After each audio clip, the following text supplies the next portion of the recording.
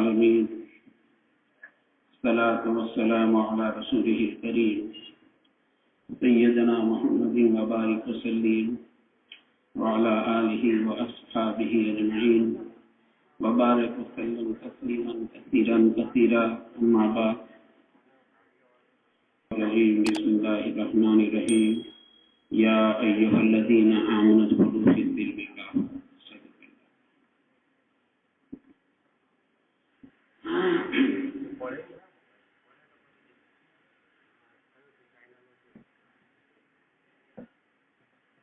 تو ماہ مبارک کا آخری اشرا ہمارے سروں پر سے گزر رہا ہے.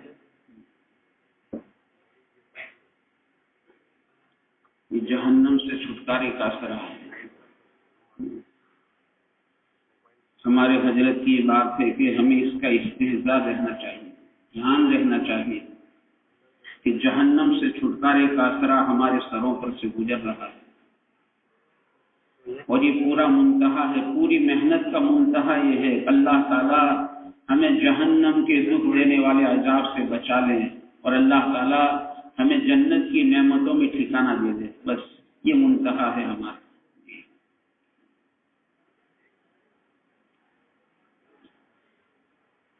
اس لیے بہت فکر کے ساتھ اس عصرے کو گزارنا ہے کہ اللہ پاک نے پورا عصرہ ہمیں جہنم سے چھٹکارے کا دیا ہے. اگر اس میں جہنم سے چھٹکارا نہیں ہوا تو ہمارے لیے جہنم سے چھٹکارے کا کون سا موقع ہوگا؟ یہ اللہ کرے ہماری تنہائی کی سوچ کرنی چاہیے.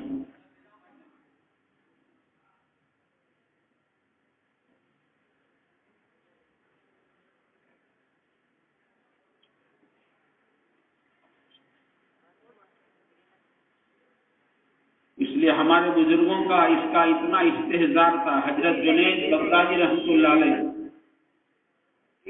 حالانکہ جن کی حیات ایسی ہے، یہ فرماتے ہیں کہ مجھے عمر نوح مل جائے. عمر نوح جو ہے بعض علماء کہتے ہیں 1000 سال اور بعض کہتے ہیں 1500 سال.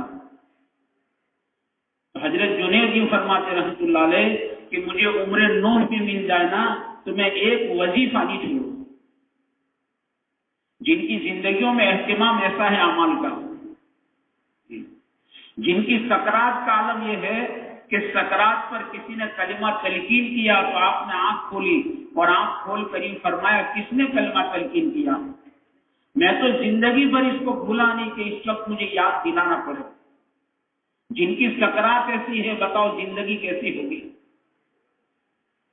ایسے حضرت جنید رحمت اللہ علیہ کہتے چراغ پر اپنی انگلی کو رکھتے تھے، چراغ کو جلاتے تھے اور چراغ پر اپنی انگلی کو رکھتے تھے، اور جب انگلی جلنے لگتی تھی برداشت نہیں ہوتا تھا تو انگلی ہٹا دیتے تھے اور اپنے نفس کو یوں کہتے تھے کہ تم معمولی چراغ کی آگ کو برداشت نہیں کر سکتا، تو جہنم کی آگ کو کیسے برداشت کرے گا؟ یہ ہمارے بزرگوں کا طریق ہے کہ جہنم کا اتنا خوف ہے، جہنم کا اتنا استحضار ہے. پیارے آقا صلی اللہ علیہ وسلم گھر میں تشریف لائے، ہماری پاک امی جان رو رہی تھی. پوچھا ایسا کیوں روتی ہو؟ معلوم ہوا آدمی کو گھر والوں کے حالات سے باخبر رہنا چاہیے، بے خبر نہیں. ایسا کیوں روتی ہو؟ کہا یا نبی اللہ مجھے جہنم یاد آ گئی. آپ انداز لگاؤ، ہماری پاک امی جان ہے جن کے اتنے سارے فضائل ہیں کہ جن کے ذریعے امت کو دین کا بہت بڑا حصہ ملا ہے، جن کے لحاظ میں بڑی بڑی صورتیں نازل ہوئی ہے. صحابہ رضی اللہ تعالیٰ عنہم آپ کے مکان کے باہر ٹھہرے ہوئے کھڑے رہتے تھے اور آپ کے لحاظ میں بڑی بڑی صورتیں نازل ہوتی تھی جو صحابہ حضور سے معلوم کرتے تھے. جن کے فضائل، جن کی برات اللہ نے نازل کی، جن کو جنت میں حضور کے ساتھ رہنے کی خوشخبری دنیا میں دے دی. پیارے آقا سے پوچھا آپ کو سب سے زیادہ محبت کس سے ہے؟ کہ عائشہ سے. اس سارے فضائل کی مالک ہے یہ، لیکن پھر بھی جہنم کو یاد کر کے رو رہی ہے کہ یا نبی اللہ مجھے جہنم یاد آ گئی. معلوم جہنم کو یاد کر کے رونا. سے حضرت رابعہ بصریہ رحمۃ اللہ علیہا حالانکہ اللہ کی نیک بندی ہے، ولیہ ہے، پارسا ہے، اور اتنا رونے والی اللہ کی بندی، اتنا رونے والی اللہ کی بندی کہ جس جگہ پر بیٹھ کر رابعہ رویا کرتی تھی نا، اور جہاں پر رابعہ کے ہمیشہ آنسو گرا کرتے تھے، وہاں گھاس سوکھ گیا تھا. آپ انداز سے لگاؤ کہ رابعہ کتنا روتی ہوگی اور رابعہ کے کتنے آنسو وہاں پر گرے ہو گئے کہ وہاں گھاس سوکھ گیا تھا. ہم جانتے ہیں کہ جہاں ہمیشہ پانی گرا کرتا وہاں گھاس سوکھ جاتا، تو رابعہ کتنا روتی ہوگی کہ اس جگہ پر گھاس سوکھ گیا.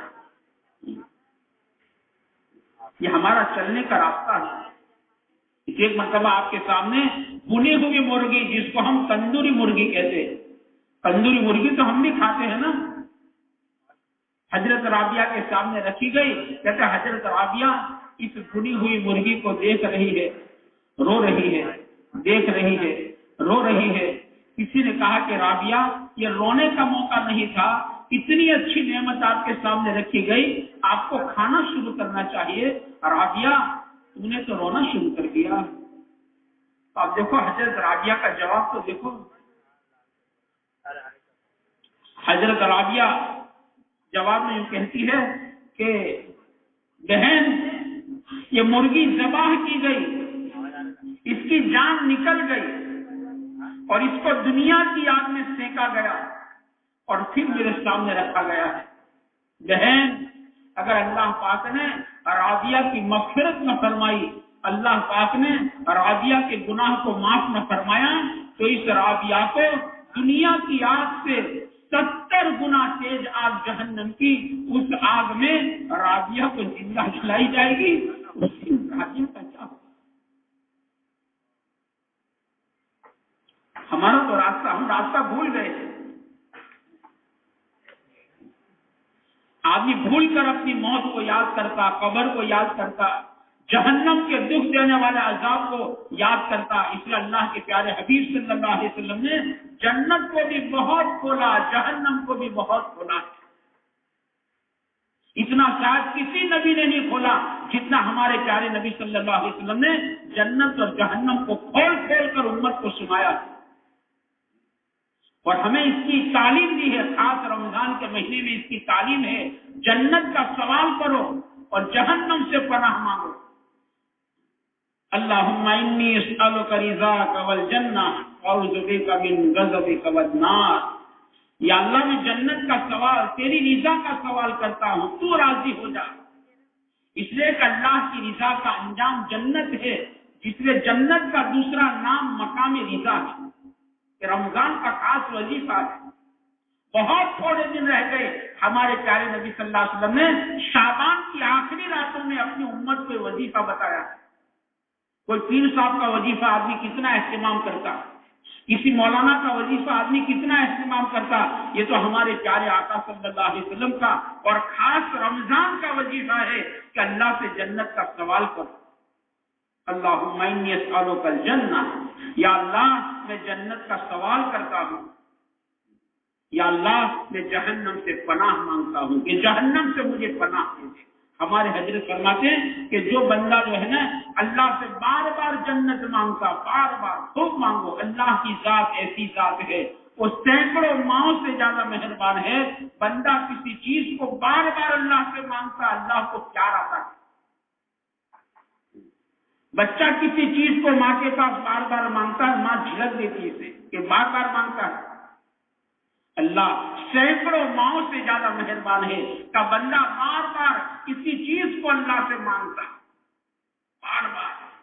ایک بزرگ تھے جو تہجد میں ہمیشہ یہ پڑھا مانگا کرتے تھے، اہدنا الصراط المستقیم، اہدنا الصراط. ہمیشہ ان کا چھوٹا بچہ اپنی امی کو کہے کہ امی امی کیا ابھی ابا جان کو سورہ فاتحہ نہیں آئی ہے؟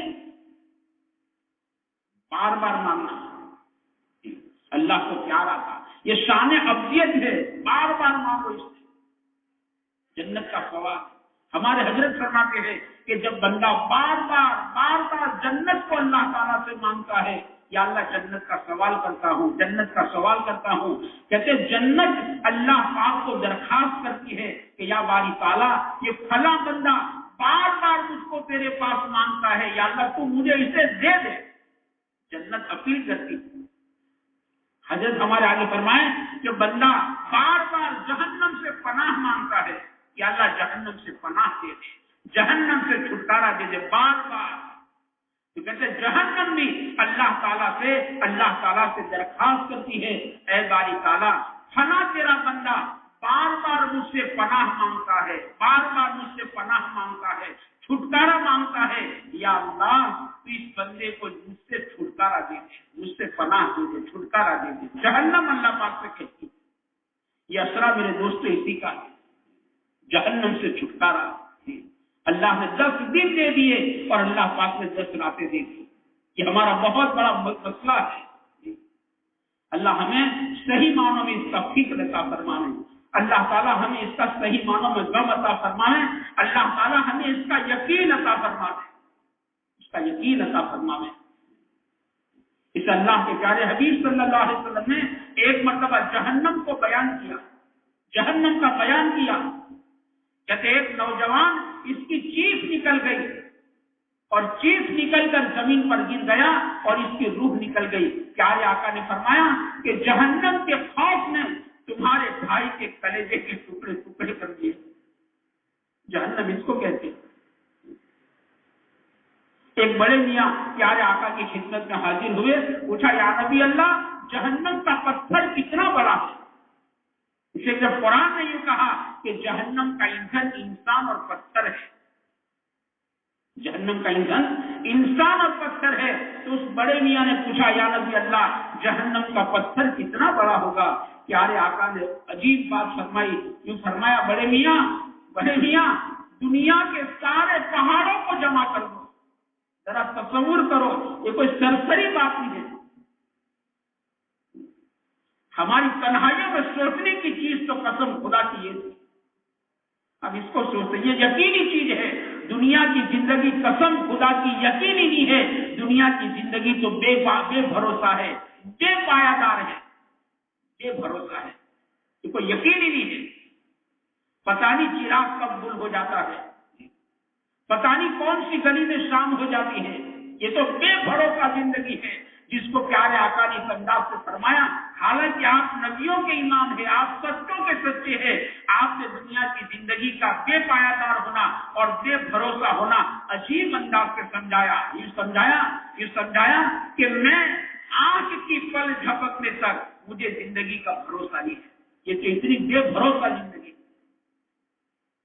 آنکھ کی پل جھپکتے کیا دیر لگتی ہے؟ پھر فرماتے ہیں میں لقمہ چباتا ہوں. ایک آدمی لقمہ چبا دے تو اس کو نگلنے میں کیا دیر ہے؟ مثال تو دیکھو.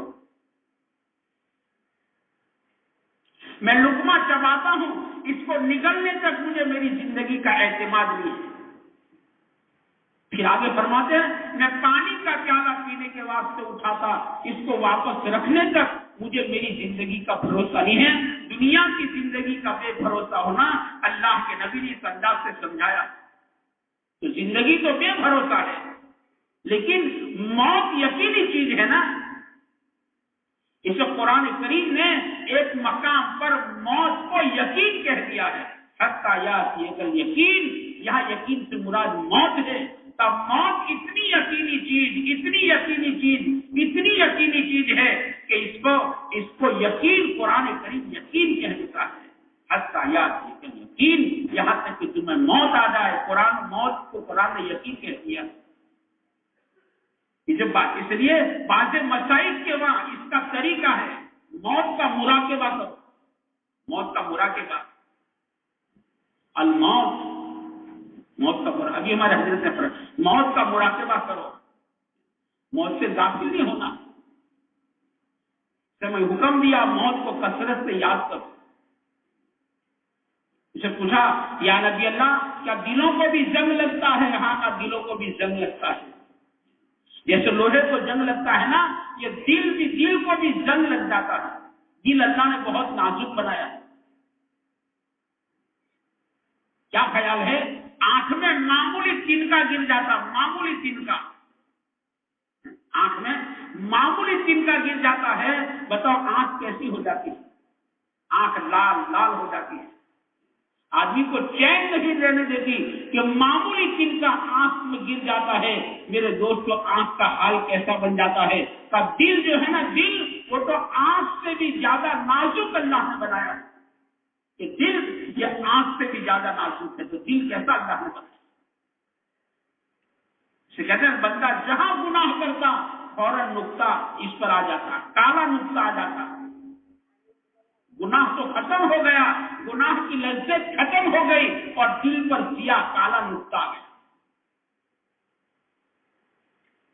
अब ये गुनाह करके भूल गया, तौबा नहीं की। मुसलमान गुनाह करता नहीं, गुनाह हो जाता लेकिन ये भूल गया है। इसमें क्या हो गया, का दिल पर नुक्ता आ गया, फिर गुनाह, फिर नुक्ता। कहते धीरे धीरे दिल पूरा काला हो जाता, सिया, दिल सिया हो जाता। इसे हजरत मौलाना थानवी रहमतुल्लाह अलैह फरमाते हैं, अजीब बात फरमाते हैं कि बाल काले हो और दिल काला हो, चलो एक बात, हालांकि फिक्र की बात तो ये भी है कि दिल तो अल्लाह की अमानत है। ये दिल अल्लाह की अमानत है, ये अल्लाह का बर्तन है। अल्लाह पाक का तकाजा है कि जैसा हमने दिल दिया ऐसा दिल लेकर आना, ये तकाजा है, ये अमानत है। आप देखो, मासूम बच्चा जो है ना, इसका दिल बिल्कुल साफ होता है। आप देखो, मासूम बच्चे को लेने का हर एक का दिल चाहता है, हर एक को, इसको लाओ, इसको जरा गोद में बिठाओ, इसको गोद में सुलाओ, इसको खिल, हर एक का दिल मासूम बच्चा खींचता है। इसके दिल का असर है कि इसका दिल मासूम है बिल्कुल। तो दिल तो अल्लाह ने ऐसा दिया था, आप सबका।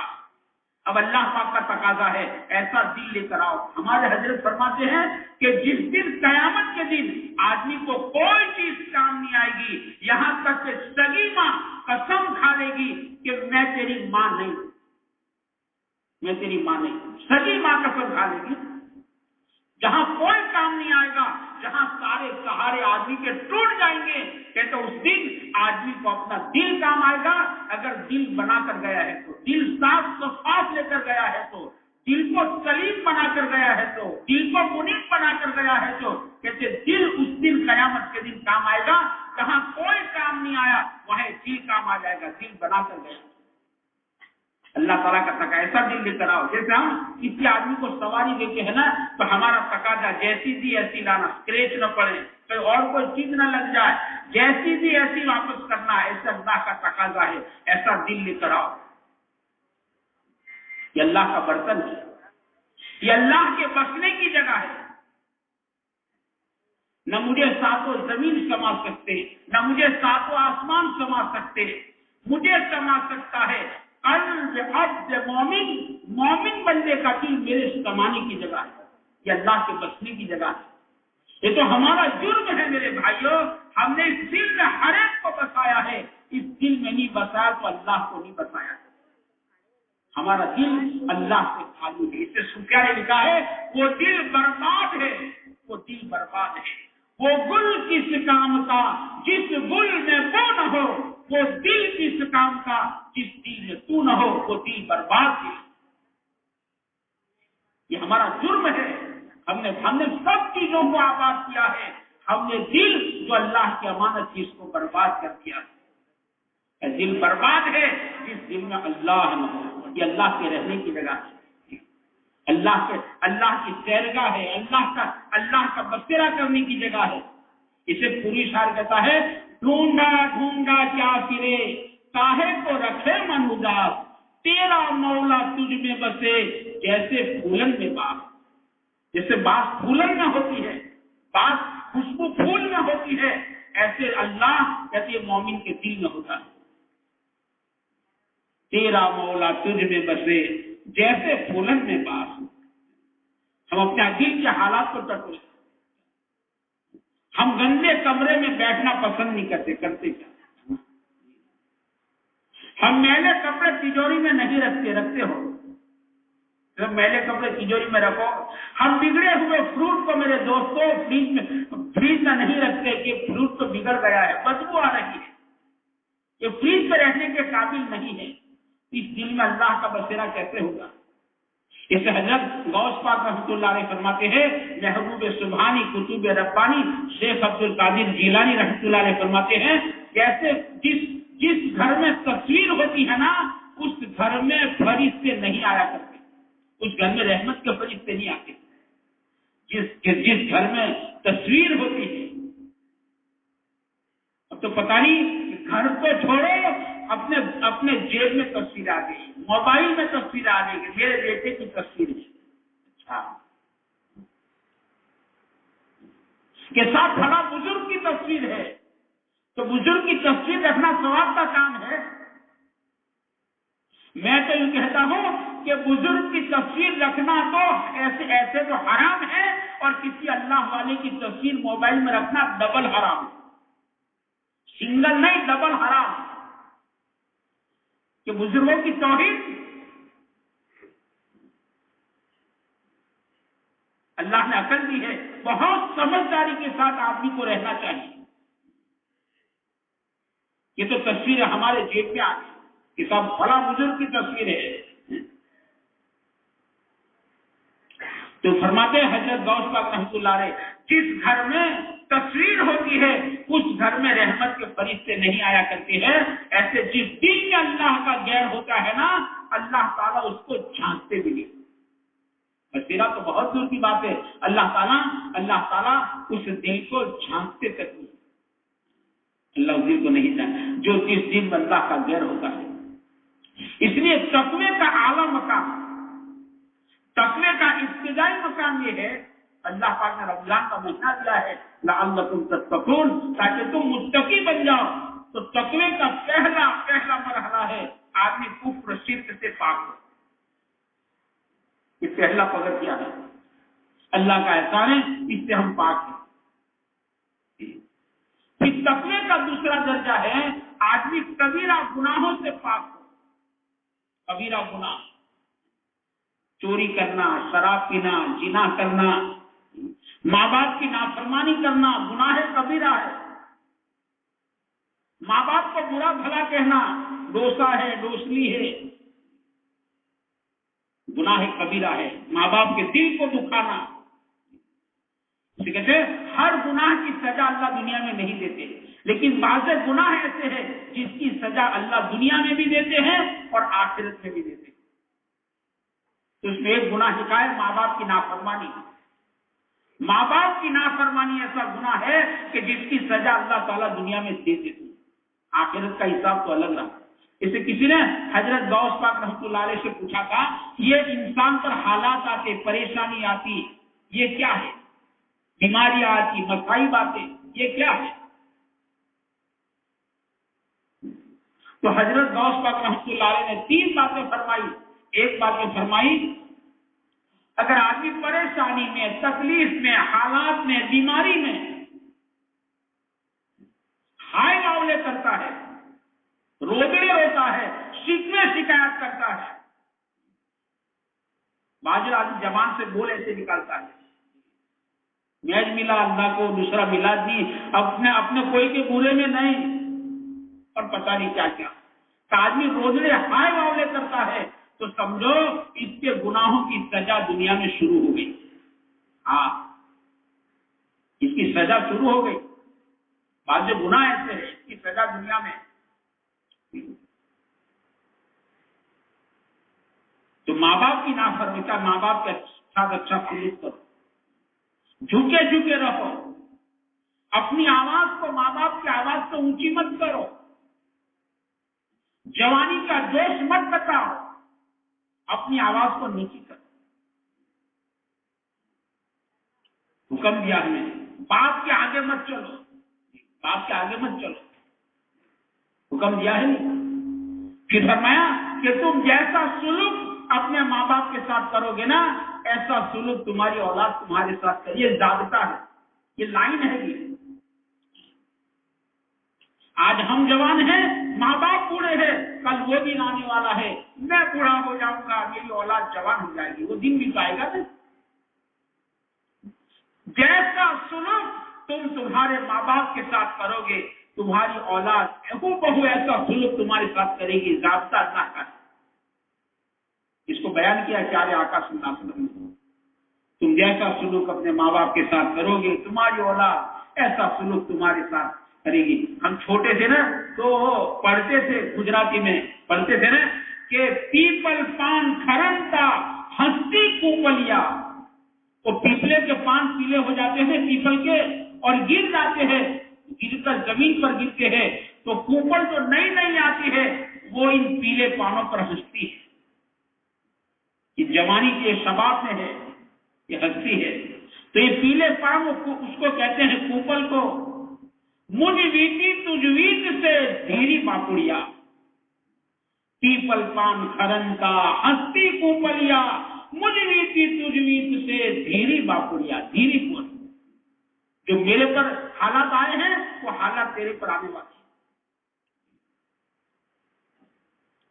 حساب دیکھو، بڑی بڑی راتوں میں شب برات، جس کا نام چھٹکارے کی رات، شب قدر، کتنی مبارک رات ہے، لیکن ایسی مبارک راتوں میں بھی کہتے ماں باپ کا نافرمان جو ہے نا، ماں باپ کا نافرمان مغفرت سے محروم رہ جاتا ہے، اللہ کی نظر کرم نہیں ہوتی ہے، اللہ پاک نظر کرم نہیں فرماتی۔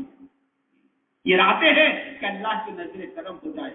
تیری ایک نظر کی بات ہے، میری زندگی کا سوال ہے، اس کو نظر کرم کہتے ہیں۔ ان راتوں میں اللہ تعالیٰ فرماتے ہیں، کہتے یہ ماں باپ کا نافرمان کہ ایسی مبارک راتوں میں بھی محروم رہ جاتا ہے، اس کا کوئی ٹھکانا نہیں۔ تو حضرت حضرت غوث پاک رحمۃ اللہ علیہ یہ فرمایا کہ آدمی اگر ہائے واولے کرتا، شکایت کرتا، روزنے روتا ہے تو سمجھے سے گناہوں کی سزا شروع ہو گئی۔ پھر دوسری بات فرمائی، اگر آدمی تکلیف میں بیماری میں صبر کرتا ہے، منہ بند رکھو، صبر کرو، صبر۔ ہمارے حضرت بھی فرماتے ہیں کہ اللہ پاک نے ہر عمل کا اجر جو ہے نا اس کی لمٹ قائم کی، حد قائم کی ہے، حد ہے، ہر عمل کی ایک ثواب کی حد ہے۔ ہمارے حضرت فرمائے لیکن صبر ایک ایسا عمل ہے کہ جس کا اجر اللہ نے بے حساب رکھا، اس کی کوئی حد نہیں ہے۔ صبر اتنا بڑا عمل ہے۔ رمضان کا مہینہ صبر کا مہینہ ہے۔ کس کا مہینہ ہے؟ اور صبر کا مہینہ۔ صبر کرو، ایک صبر تکلیف پر اور ایک صبر گناہوں پر۔ صبر کی دو قسم، ایک صبر تکلیف پر صبر کرو، اور ایک صبر گناہوں پر بھی ہے کہ گناہوں پر صبر کرو، اپنے آپ کو روک لو گناہوں سے۔ رمضان کا مہینہ اللہ نے دیا ہے، یہ صبر کا مہینہ ہے، اپنے اندر صبر پیدا کرو، تکلیف سے بھی صبر اور گناہوں سے بھی صبر۔ مولانا عمر صاحب فرماتے رحمۃ اللہ علیہ کہ بھائی روزے کی حالت میں پیاس تو لگے گی، پیاس کا لگنا گناہ نہیں، پیاس تو روزہ ہے، گرمی ہے، جون کا روزہ ہے تو پیاس تو لگے گی، تو گناہ کا مادہ تو پیدا ہوگا، ذرا دیکھ لوں، ذرا کر لوں، ذرا ایک گناہ کا مادہ تو پیدا ہوگا، ذرا تنہائی میں موبائل کو کھیل لوں، ذرا مادہ پیدا ہوگا۔ تو گناہ کے مادے کا پیدا ہونا گناہ نہیں۔ یہ فرمایا کہ روزے میں پیاس کا لگنا گناہ نہیں ہے، ہاں پانی کا پینا گناہ ہے۔ پیاس تو لگے گی، بلکہ جتنی پیاس لگے گی اتنا روزہ قیمتی بنے گا نہیں بنے گا۔ گرمی کا روزہ کا گرمی میں جتنی روزے میں پیاس لگی، پیاس کو برداشت کیا، وہ روزہ اتنا قیمتی بن جاتا ہے، قیمتی بنے گا۔ تو روزے میں پیاس کا لگنا گناہ نہیں، ہاں پانی کا پینا گناہ ہے، پانی کا پینا گناہ۔ تو صبر اس کو کہتے ہیں، گناہوں سے صبر، اپنے آپ کو روک لینا۔ تقویٰ اسی کا نام ہے، بریک مارو۔ جیسے ڈرائیور کھڈا آ گیا، دیوار آ گئی، کوئی انسان آ گیا، فوراً بریک مارتا، گاڑی کھڑی کر دیتا، ایکسیڈنٹ سے بچ جاتا ہے۔ کہتے ایسے تقوی کے معنی بریک مارو۔ ناجائز چیز آ گئی، بریک مار دو، آنکھ پر اپنی آنکھ کو پھرا لو، بند کر لو، زبان پر بریک مار دو، اس سے گالی نہیں نکلے گی۔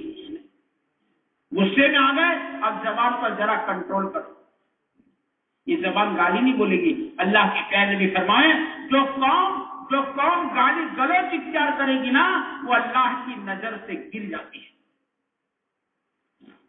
کیا خیال ہے جو قوم اللہ کی نظر سے گر جائے اس کو اٹھانے والا دنیا میں کوئی مائی کا پوت ہے؟ رمضان کا مہینہ اسی لیے دیا ہے صبر. ذرا غصے پر قابو لاؤ، غصہ پی جاؤ، صبر.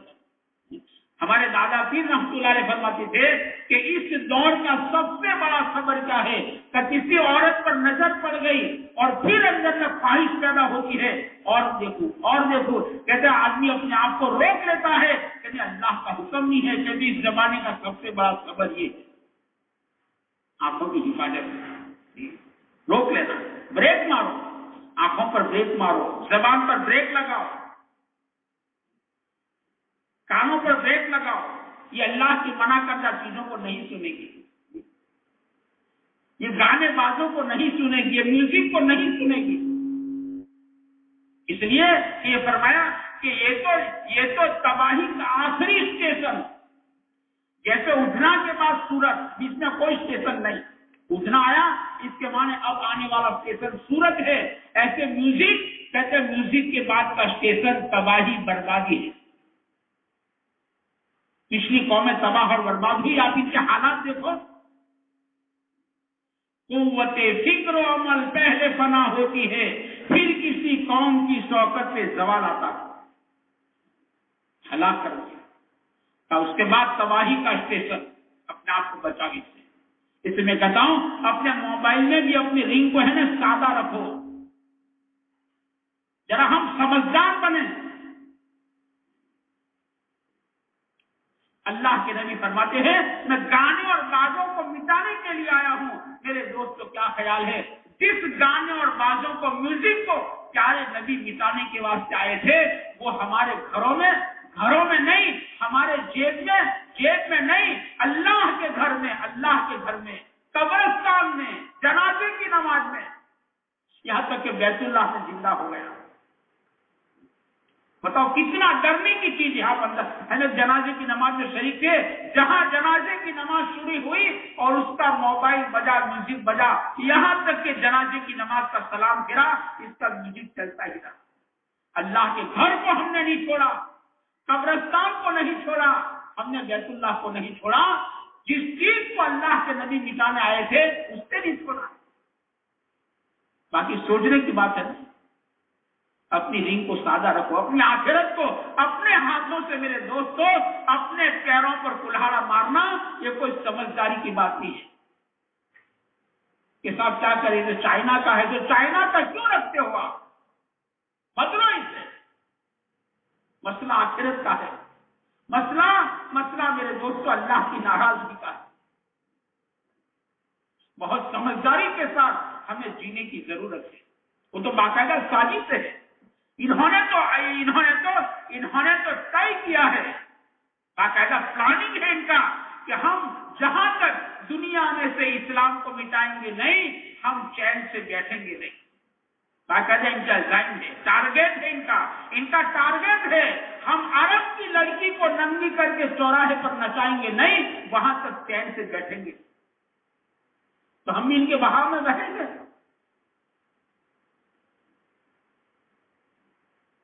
آدمی کو سوچنا چاہیے. صبر مادہ تو پیدا ہوگا کہ یہ صبر کا مہینہ ہے، یہ صبر گناہوں پر صبر ہے. یوسف علیہ السلام نے صبر کیا، حالانکہ زلیخا آپ کے پیچھے ہے، دیوانی ہے، پاگل ہو گئی ہے، لیکن یوسف علیہ السلام نے صبر کر لیا، تقوی اختیار کیا. بھائیوں نے آپ پر ظلم کیا، کنویں میں ڈالا، غلام بنا کر بیچا، اور پتہ نہیں آپ کو 7 سال جیل میں رہنا پڑا، محل میں سے جیل میں آنا پڑا. کہتے آپ نے صبر کیا، آپ نے تقوی اختیار کیا، صبر کیا. کہتے صبر کا نتیجہ اللہ پاک نے کیا دیا؟ کہتے یوسف علیہ السلام کو وزیر بنایا اور ان کے بھائیوں کو اناج لینے کے واسطے لائن میں کھڑا کر دیا. کیا نہیں کیا؟ آپ انداز تو لگاؤ. یوسف علیہ السلام آپ وزیر ہیں، آپ کرسی پر ہیں اور لوگ لائن میں اناج لینے کے لیے کھڑے ہیں. کہتے ان کے بھائیوں کو اللہ پاک نے لائن میں کھڑا کر دیا. اور جس زلیخا کے ساتھ آپ نے تقوی کا معاملہ، اللہ سے ڈرے، اللہ کا ڈر، تقوی کہ تو زلیخا کو اللہ پاک نے یوسف علیہ السلام کے قدموں میں لا کے رکھ دی، لائے کہ نہیں لائے؟ صبر، تقوی، رمضان کا مہینہ صبر کا مہینہ، رمضان کا مہینہ تقوی کا مہینہ ہے، اس کو کہتے ہیں تقوی، صبر۔ تو ایک تقوی کا درجہ ہے بڑے بڑے گناہوں سے اپنے آپ کو بچاؤ، ایک درجہ ہے کفر شرک سے پاک، آگے کا درجہ ہے قبائل سے اپنے آپ کو بچاؤ، اپنے آپ کو گناہوں سے بچا لینا، بڑے بڑے گناہ، یہ سارے بڑے گناہ ہیں۔ ہم بعض گناہوں کو تو بڑا سمجھتے ہیں، کہ شراب پینا بڑا گناہ، بے شک بڑا ہے، چوری کرنا بڑا گناہ، بے شک بڑا ہے، نماز کے چھوڑنے کو کوئی گناہ سمجھتا ہے؟ حالانکہ ہمارے میاں جی محراب صاحب رحمۃ اللہ علیہ فرمائیں، جتنے گناہ گنواتے چلے جاؤ یوں کہیں گے بہت بڑا گناہ ہے، آپ سب سے بڑا گناہ نہیں کہہ سکتے ہو۔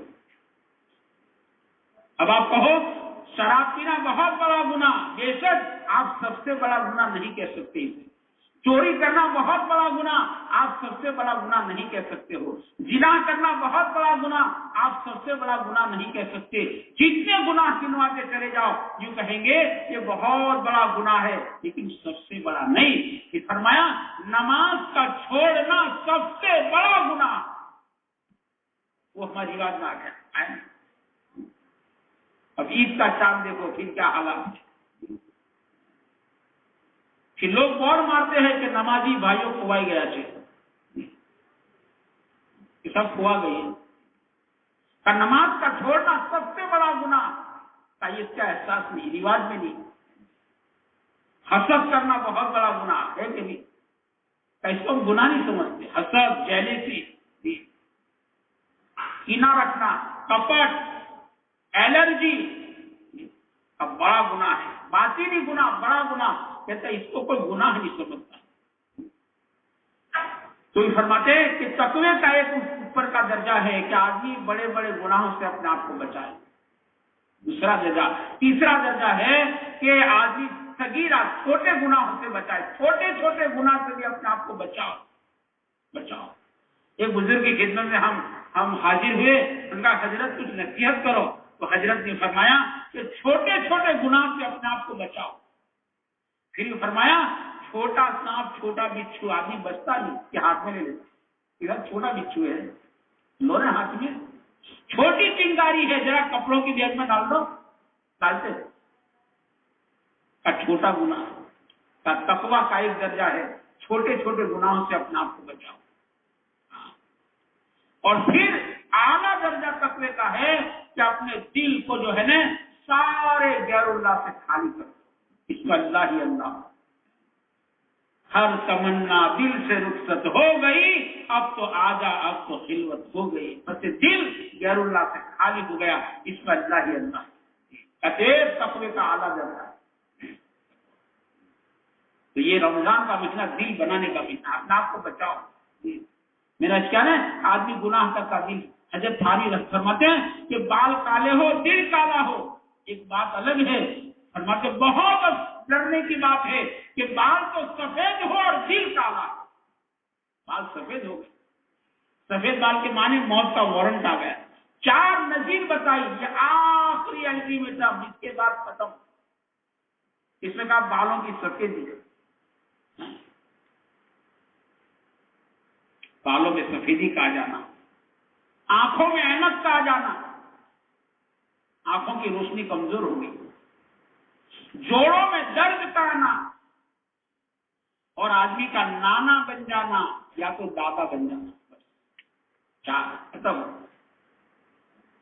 بالوں میں سفیدی، آنکھوں میں اینک، جوڑوں میں درد، یا تو آدمی کا نانا بن جانا یا تو دادا بن جانا، ختم، نذیر ہے آخری۔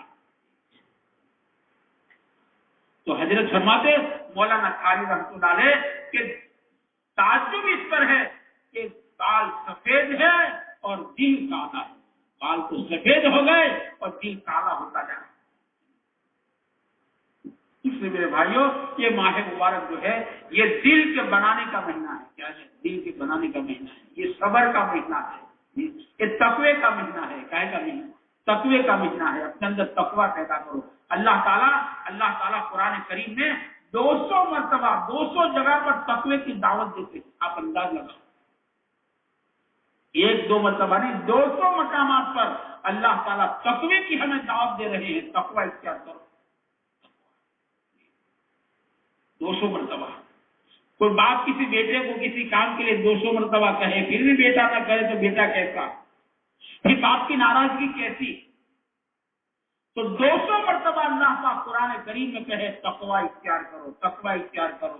جنت متقیوں کے لیے ہے, ہدایت متقیوں. 200 مرتبہ.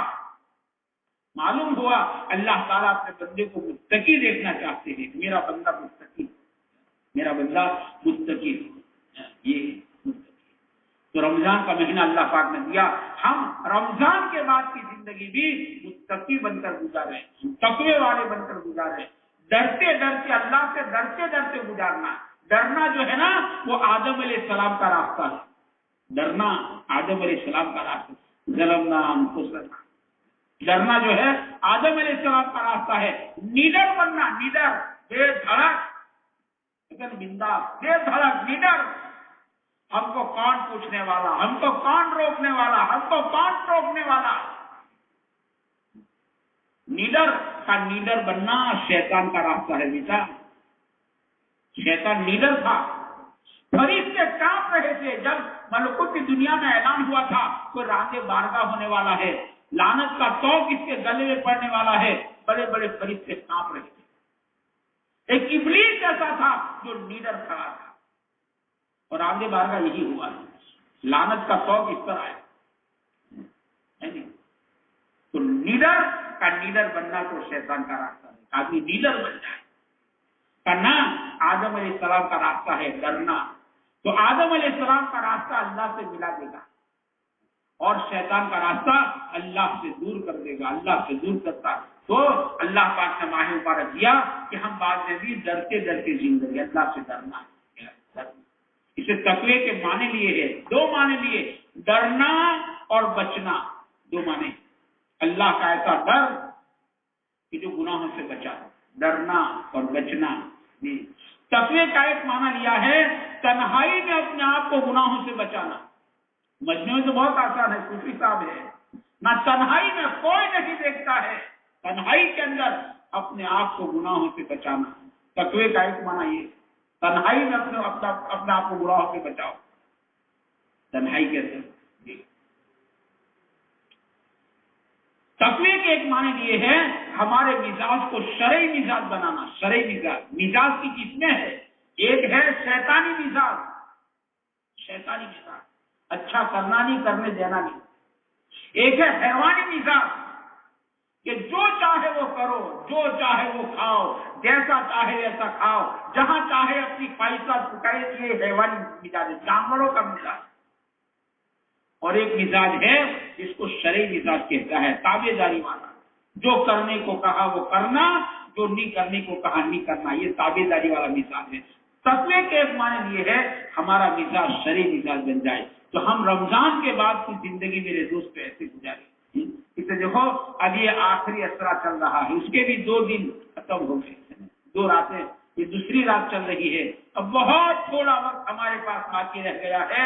میرے دوستوں, ہم اللہ تعالیٰ سے اپنا معاملہ صحیح کر لیں. یہ راتیں بڑی مبارک راتیں ہیں. امی جان کہتی ہے نا آخری اسرا آتا تھا تو حضور پاک صلی اللہ علیہ وسلم کمر کو کس لیتے تھے, لنگی کو مضبوط باندھ لیتے تھے. امی جان کہتی ہیں حضور آخری اسرے میں خود بھی جاگتے تھے اور گھر والوں کو جگاتے تھے, گھر والوں کو بھی جگاتے تھے. آپ نے شب قدر کو تلاش کیا ہے, کسی رات کو پکڑ کے بیٹھ مت لو, تلاش کرنے کا حکم ہے. اس لیے حضور پاک صلی اللہ علیہ وسلم نے جب سے نبوت ملی یہاں تک کہ آپ کی دنیا سے پردہ فرمایا 23 سال کا زمانہ ہے, آپ نے 2 عمل کبھی نہیں چھوڑے ہیں. ایک تو آپ نے قربانی کو نہیں چھوڑا اور آپ نے اعتکاف کو نہیں چھوڑا. پوری حیات طیبہ نہ قربانی چھوڑی آپ نے, نہ آپ نے اعتکاف چھوڑا. شب قدر کی تلاش, یہ راتیں میرے دوستوں ہے, اس میں شب قدر کو تلاش کیا جائے. ان راتوں میں توبہ استغفار کیا جائے, اللہ کے ساتھ اپنے معاملے کو صحیح کیا جائے. اپنے دل کی دنیا کو میرے دوستوں آباد کیا جائے، دل کی دنیا کو آباد کیا جائے، اپنے گناہوں کو یاد کر کے اللہ کے سامنے رو لو، ایک آنسو اگرچہ مکھی کے سر کے برابر بھی نکل گیا انشاءاللہ یہ جہنم پر حرام کر دے گا۔ مرنے کے بعد خون کے آنسوؤں سے رونا بیکار ہو جائے گا، کوئی کام نہیں دے گا، کوئی رحم کھانے والا نہیں ہوگا۔ جیتے جی ایک آنسو نکل گیا گناہ کو یاد، یا اللہ بھول ہو گئی، یا اللہ بھولو، کہتے اگرچہ مکھی کے سر کے برابر، کہتے اللہ پاک اس چہرے پر جہنم پر اس چہرے کو حرام کر دیتے۔ بعد کہتے وہ آنسو آگ کے سمندروں کو بجھا دیتا ہے، راتیں اس کی ہے۔ اس اعتبار سے میرے بھائیوں ان راتوں کو وصول کرنا ہے۔ اللہ تعالی ہم تمام کو اس کی توفیق عطا فرمائے تاکہ اللہ کرے رمضان کے بعد بھی ہم رمضان جیسی زندگی گزاریں۔ ضرور صحیح۔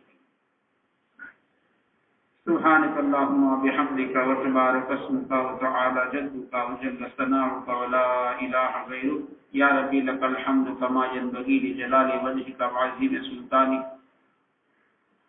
ربنا ظلمنا انفسنا وان لم تغفر لنا وترحمنا لنكونن من الخاسرين اللهم سلمنا لرمضان وسلم رمضان لنا وسلمه لنا متقبلا اللهم سلمنا لرمضان وسلم رمضان لنا وسلمه لنا متقبلا۔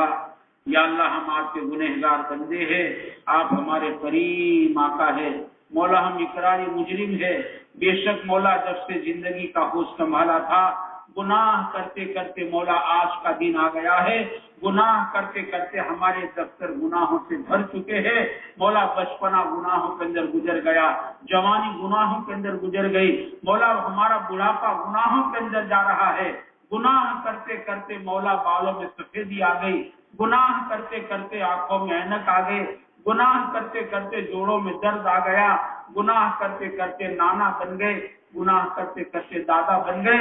اے کریم آقا موت قریب آ رہی ہے اور قبر قریب آ رہی ہے اور ہمارے اندر گناہ کی چاشنی بڑھتی جا رہی ہے۔ اے کریم آقا ہماری بدحالی پر تم ہی رحم فرما دے، ہمارے گناہوں کو معاف فرما دے، ہمارے گناہوں کو معاف فرما دے مولا۔ آپ ہی نے فرمایا ہے نا کہ اچھے بروں کو معاف کر دیا کرو، آپ ساری اچھائیوں کے مالک ہے، ہمارا تو وجود ہی گندگی سے ہے مولا، ہم گندوں کو معاف فرما دے مولا، ہم کو معاف فرما دے مولا۔ کب تک گناہوں میں عمر کاٹیں گے، ہمیں صاف ستھری زندگی جینے کی توفیق عطا فرما دے، ہمیں تقوی طہارت عفت پاک دامن زندگی گزارنے کی مولا توفیق عطا فرما دے، تیرا بھلا بندہ بن کر ہمیں جینے کی توفیق عطا فرما دے، اپنی اپنی موت کو کثرت سے یاد کرنے کی توفیق عطا فرما دے، موت کی تیاری کے ساتھ زندگی گزارنے کی مولا ہمیں توفیق عطا فرما دے مولا۔ ماہ مبارک تیرا بھیجا ہوا مہمان آسمانوں سے آیا تھا، اس کا بہت بڑا حصہ ہمارے سروں پر سے گزر گیا، رحمت کا آسرا ہمارے سروں پر سے گزر گیا، مغفرت کا آسرا ہمارے سروں پر سے گزر گیا۔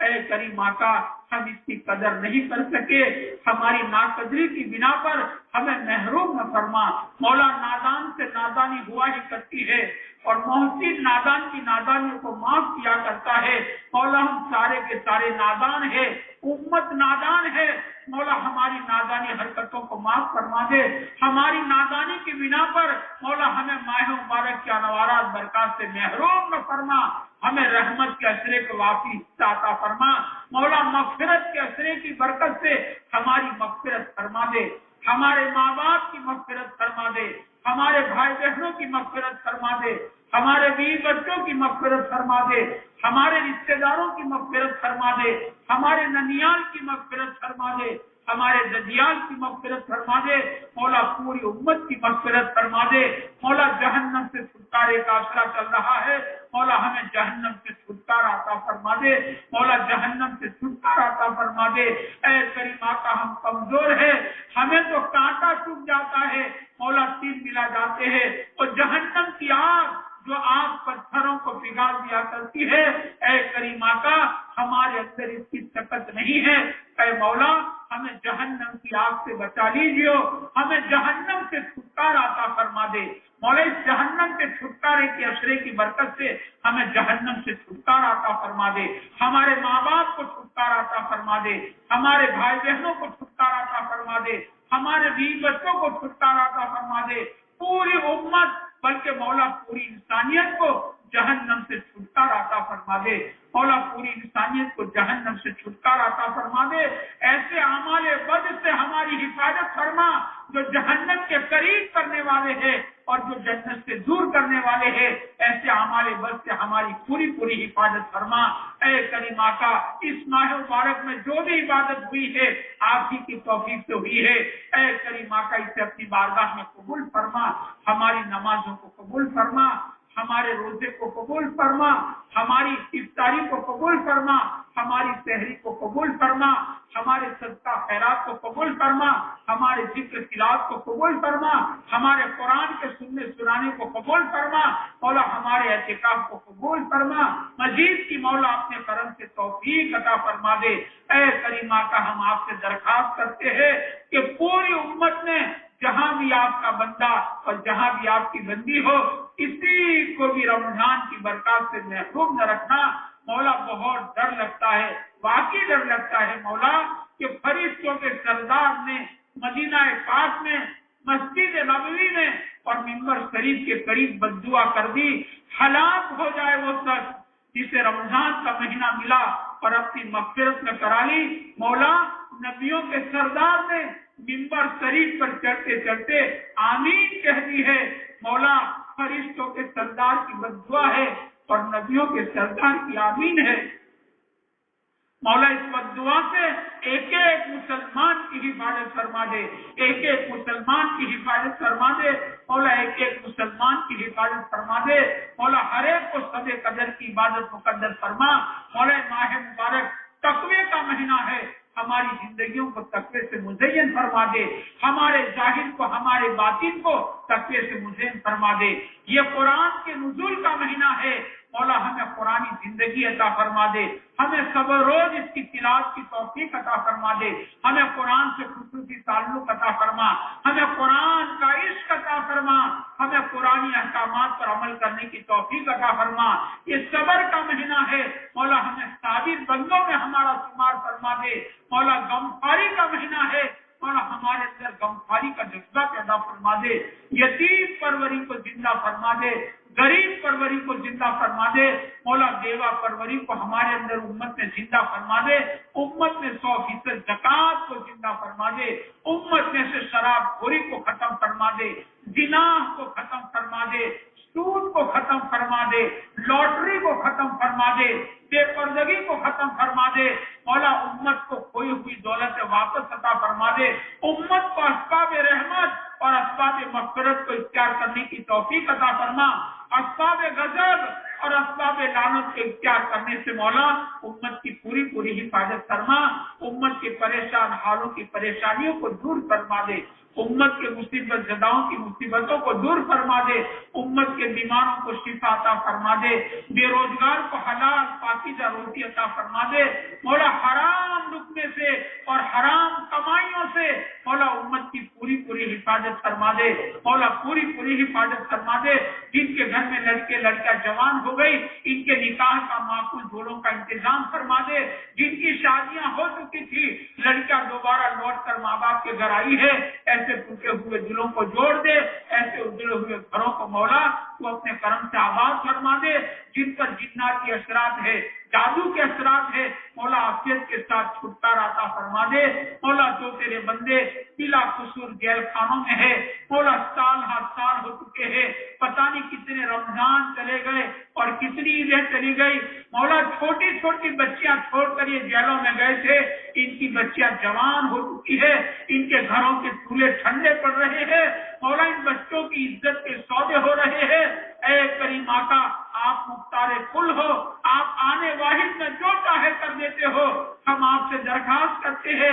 کہ پورا مجمع آپ سے درخواست کرتا ہے ایسے بے قصور بندوں کو رہا فرما دے اور ان کو اپنے گھر والوں سے ملا دے، مولا جو ناجائز مقدمات میں پھنسے ہیں اے کریم آقا ان کو باعزت بری فرما دے، اے کریم آقا ہمیں رمضان کے بچے اوقات کی قدر دانی کی توفیق عطا فرما دے، رمضان کے بعد ہمیں رمضان جیسی زندگی گزارنے کی توفیق عطا فرما، ہم تمام کو اپنے اپنے وقت پر مولا کمال ایمان کے ساتھ بے انتہا تیرے قرب والی تیری رضامندی والی، تیری خوشنودی والی جس موت کو پیارے نبی نے مومن کا تحفہ کہا ہے، ہم تمام کو اپنے اپنے وقت پر عطا فرما دے۔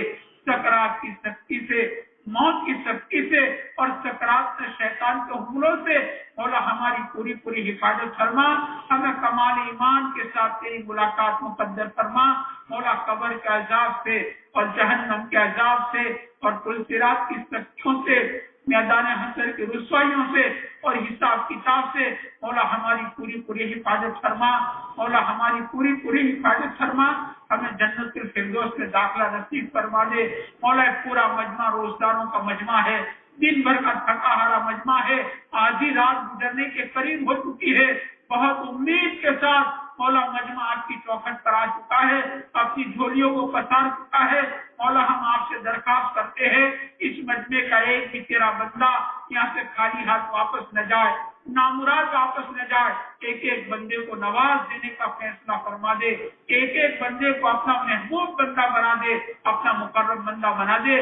پورے مجمع کی من کی مرادیں اور ان کے دل میں چھپی ہوئی تمام جائز تمناؤں کو پورا فرما۔ کسی ایک بندے کو یہاں سے خالی ہاتھ واپس نہ فرما، نامراد واپس نہ فرما، ہر ایک کو نواز دینے کا فیصلہ فرما دے۔